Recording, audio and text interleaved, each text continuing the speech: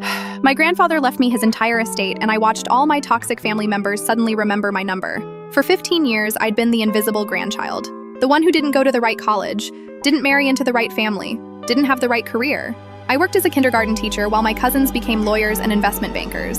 At family gatherings, they'd look right through me while discussing their portfolios and vacation homes. Grandpa was different. He'd call every Sunday to ask about my students, my little apartment, my garden. He never cared that I drove a 2007 Honda or that I bought my clothes at thrift stores. When everyone else scattered after Grandma died, I was the one who visited him twice a week, bringing him homemade soup and sitting through his old war stories.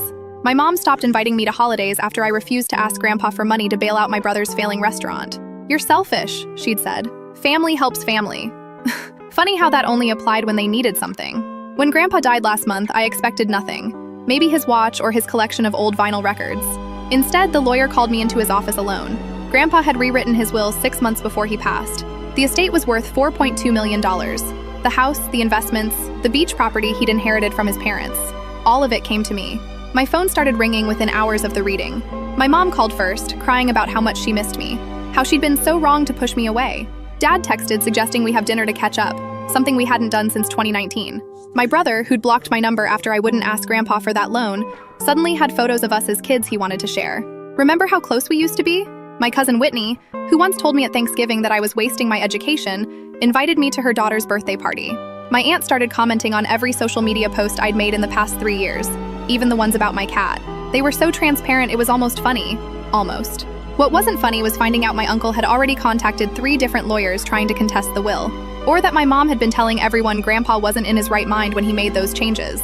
She'd even dug up medical records trying to prove dementia. The estate lawyer called yesterday with news.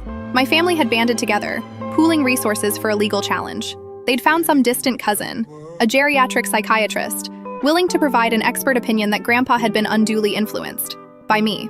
They were claiming I'd manipulated a dying man, isolated him from his real family, and coerced him into changing his will. They had signed statements from family members I hadn't seen in years, all swearing they'd witnessed my controlling behavior. I sat in my classroom after school looking at the lawyer's email and realized something. The inheritance didn't just give me money, it gave me evidence. 15 years of ignored calls, declined invitations, and documented dismissals. Every email I'd sent trying to coordinate family visits for Grandpa that went unanswered. Every birthday card I'd mailed him that he'd saved with little notes about how no one else remembered. Grandpa had kept everything, including a video he'd recorded 3 weeks before he died, explaining exactly why he'd made his choice. I couldn't fit what happens next in this short video. Watch the rest down below.